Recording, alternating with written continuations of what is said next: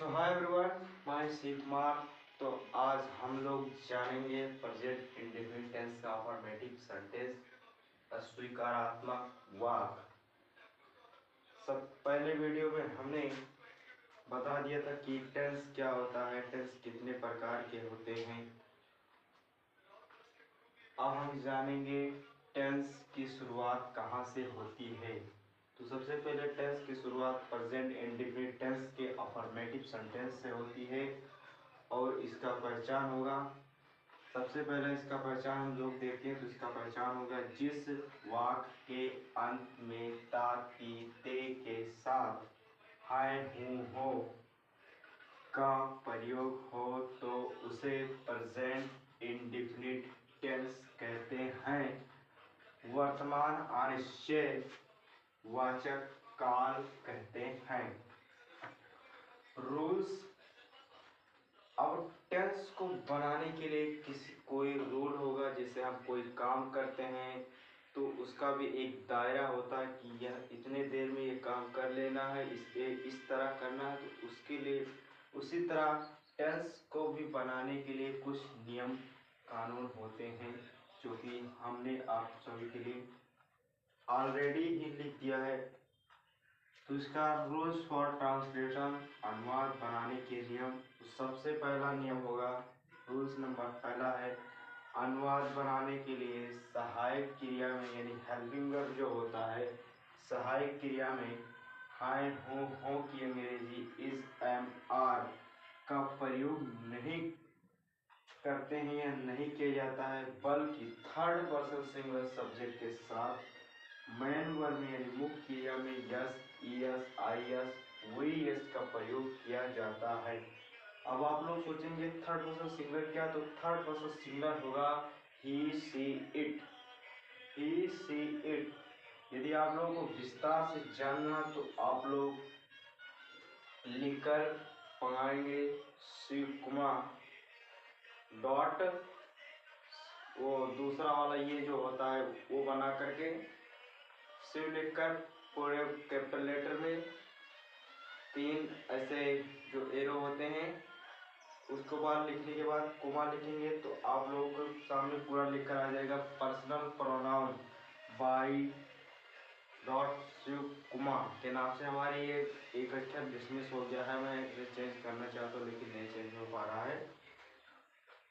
Rule number दूसरा क्या कहता है, first person singular plural, second person singular plural युक्त थर्ड पर्सन प्लूरल के सब्जेक्ट के साथ मेन वर्ब में यस, ईएस, आईएस, वीईएस का प्रयोग नहीं करते हैं, बल्कि यानी वाक्य को ज्यों का त्यों छोड़ देते हैं, उसे ज्यों का त्यों छोड़ देते हैं।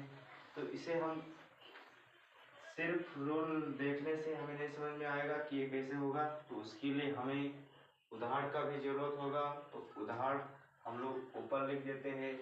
तब तक के लिए आप इसे स्क्रीनशॉट ले सकते हैं या मैं इसे ऊपर वाला इरेज करके एग्जाम्पल लिख देता हूँ।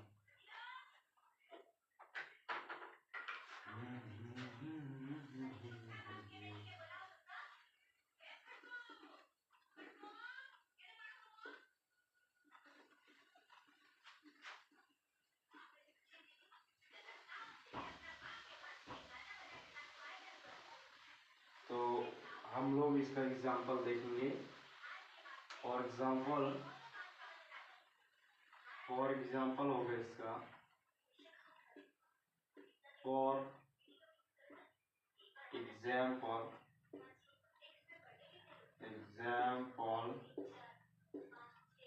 होगा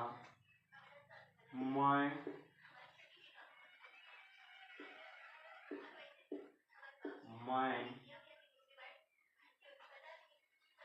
खाना खाता हूँ।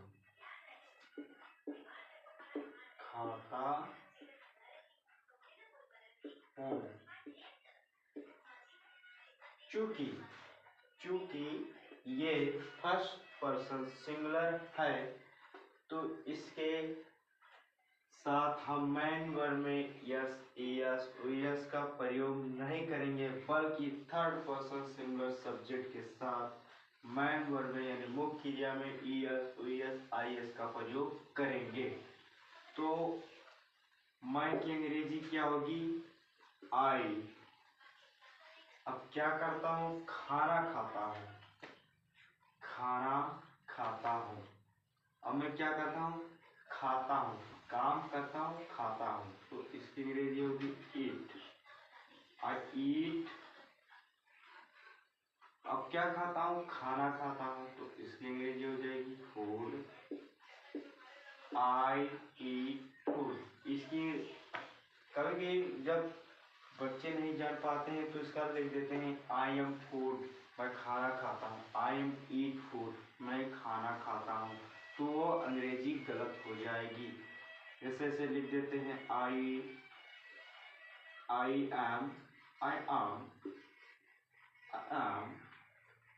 एम ईट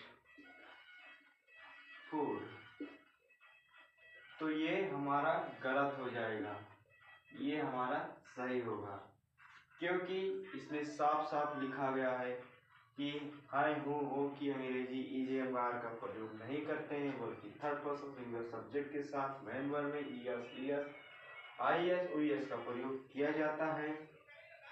तो हम लोग इन रूल को पढ़ेंगे और उन्हीं के अनुसार हम इन सेंटेंसेस को बनाएंगे। ठीक है, तो दूसरा नियम हम देख ले, यानी दूसरा उदाहरण देखेंगे। दूसरा उदाहरण हो जाएगा, ये था पहला, अब ये हो जाएगा दूसरा।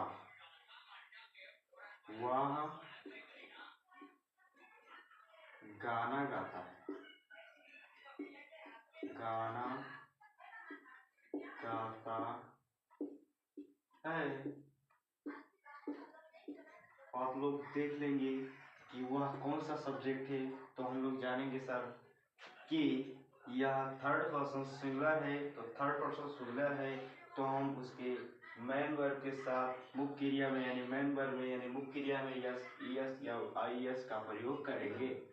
तो हम लोग देखेंगे वाह की अंग्रेजी होगा ही, अगर लड़की होती तो सी होता तो वह है, तो जो कि ये लड़का है यानी गाना गाता, उसी से हमें पता चल जाता है कि लड़की या लड़का, तो ये लड़का है तो इसके लिए हम प्रयोग करेंगे ही। और गाना गाना गाता है, तो वह क्या करता है? गाता है, तो ही सिंग्स, तो ये थर्ड पर्सन सिंगुलर, तो इसमें हम यस का प्रयोग करेंगे।